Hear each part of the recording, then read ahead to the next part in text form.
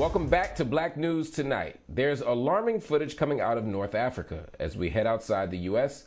and take a look at news from across the diaspora. Algerian officials are blaming arson as the death toll rises to dozens amid a massive, raging wildfire ripping through the forested areas in the northern part of the country.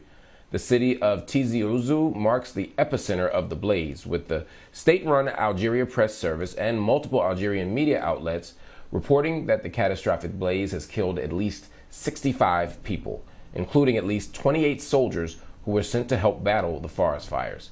More than 70 fires, which are worsening the water scarcity in the region, have broken out in 14 states. Over in Ethiopia, a new group of militants have joined Tigrayan forces in the war against the administration of Prime Minister Abiy Ahmed. A military leader for the Tigray People's Liberation Front says they are in talks to forge an allegiance with a group of combatants from Oromia, which is Ethiopia's most populous region. The rebel forces are currently advancing toward the central government in Addis Ababa. This news comes just a day after Ethiopian officials urged citizens to take up arms and fight against Tigrayan forces, which have been at war with federal troops since November. Now on to a major development out of Sudan. The cabinet of ministers in Sudan announced the nation will hand over its former president, Omar Al-Bashir, to the International Criminal Court, according to a statement sent to CNN. A revolution in 2019 led to Bashir being ousted from office after 30 years in power. Bashir faces charges of genocide, war crimes, and crimes against humanity in the Darfur region.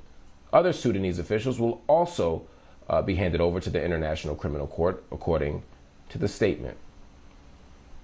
And sadly, in COVID-related news, paramedics in Senegal are struggling to keep up with the wave of rising cases in the West African nation. Once cited as a marker of success in Africa's battle against the deadly coronavirus just last year, Senegal ambulance teams are overwhelmed by the more contagious Delta variant.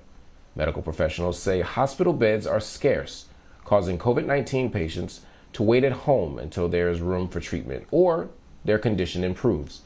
According to recent data, little more than 500,000 of the total 16 million people in Senegal have received AstraZeneca vaccines through the UN-backed COVAX initiative, with many people still waiting on their second doses. And in Nigeria, about 19,000 doctors across the country have entered into an indefinite strike for the fourth time since the start of the pandemic, in order to protest low wages, adding that officials have not honored an agreement made in April. The National Association of Resident Doctors, the group behind the strike, represents more than 90% of the doctors in Nigeria's educational hospitals. The strike is happening as Africa's most populous country is facing a surge in Delta variant cases. And for a story that connects both sides of the Atlantic, 2 survivors of the Tulsa Race Massacre are traveling to Ghana, West Africa. Viola Ford Fletcher and Hughes Van Ellis witnessed violence and devastation in 1921 as white mobs attacked the black population of Tulsa, Oklahoma, killing hundreds. Now, the social media platform Our Black Truth are sending the 2, who are brother and sister, to Ghana on an all-expense-paid tour. Highlights of their journey will include a meeting with Ghana's president and a special naming ceremony. Fletcher, who is reportedly 107 years old, said that she felt, quote, blessed at the privilege to take the trip and for the prayers of others. Stay tuned. More Black News Tonight is coming up right after the break.